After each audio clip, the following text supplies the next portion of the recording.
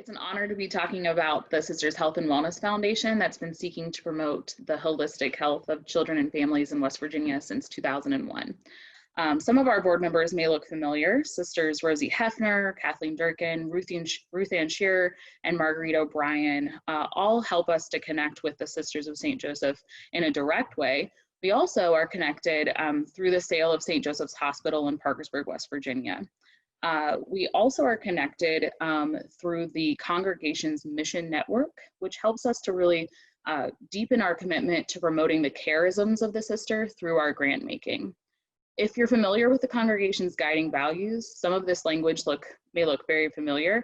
I want to focus particularly on the value of working for systemic change in collaboration with others. When our foundation was formed, the sisters wanted to ensure that the funds would serve the entire state, with a focus on health.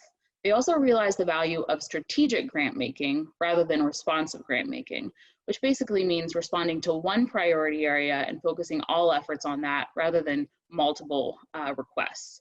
They hosted statewide listening sessions, research, and prudently decided to focus all funding efforts on school-based health centers.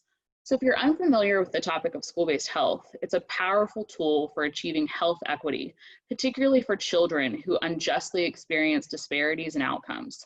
School-based health places critically needed services like medical, behavioral, dental, and vision care directly in schools so that everyone has access to it no matter their zip code.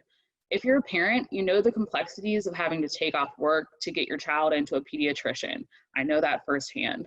School-based health centers allow care to happen on site, which strengthens the family's ability to access care. The foundation has primarily funded capital startups for these centers and schools and non-billable hour positions that primarily deal with mental health services. Our primary partner in these endeavors are federally qualified health centers and their association, the West Virginia Primary Care Association, as well as some other grant partners, including the Sisters Health Foundation, the Benedum Foundation, and others. Thanks to those partnerships, we've been able to see an exponential growth in school-based health across our state, from 37 centers in 2002 to now 169 centers serving 40 counties and over 84,000 children. As one of our grant partners in Pendleton County pointed out, the support that the Health and Wellness Foundation has given has impacted an entire generation of children.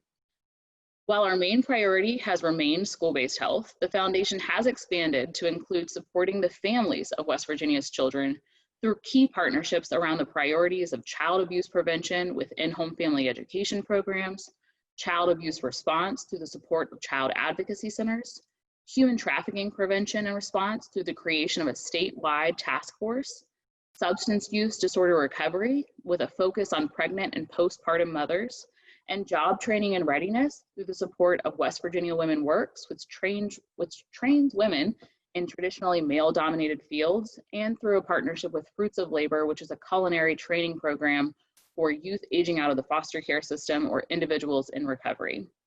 So in all of these partnerships, we seek to go back to those values of the sisters, particularly to fund things in and through the ordinary. So we try and fund functions that are hard to fund, things like salaries, accreditation, capital projects. We realize that these are leveraging items that can help organizations get to bigger opportunities. Thanks to our partnerships and through that focus of strategic grant making, we've been able to provide over $14.8 million in all 55 counties of West Virginia. And our work is certainly not over. We're in the midst of a strategic plan, and we really encourage you all to reach out to us, to find us on Facebook, to reach out via email, share your ideas, your thoughts, your partnerships, and most importantly, check out our long-term partners. These are the people that are on the ground doing the work day in and day out. And then we wouldn't be part of the sisters if we did not encourage advocacy. We ask you to take notice of legislative issues that particularly impact West Virginia's children and families.